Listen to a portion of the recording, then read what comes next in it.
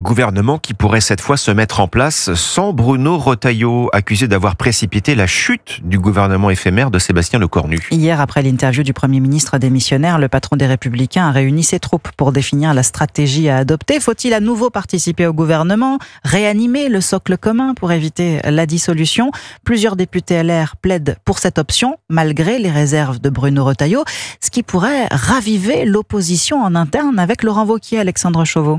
Chez les Républicains, Bruno Retailleau s'est désormais fait une raison sur son départ probable de Beauvau. Le patron du parti se fait peu d'illusions sur la nomination d'un Premier ministre de cohabitation et refuse, quoi qu'il arrive, de participer à un gouvernement qui reviendrait sur la réforme des retraites. Sa position est globalement partagée au sein de l'état-major du parti, mais les députés LR voient les choses autrement. Beaucoup craignent de potentielles élections législatives et se verraient bien poursuivre au sein du socle commun, quitte à faire des concessions, notamment sur la réforme des retraites.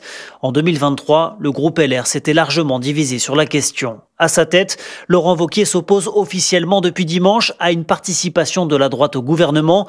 Mais le président des députés LR se réfugie derrière la décision collective de son groupe qui pourrait donc pencher vers un maintien de la droite dans l'équipe gouvernementale. La décision ne sera prise que lorsque l'identité et le projet du successeur de Sébastien Lecornu seront connus. Alexandre Chauveau.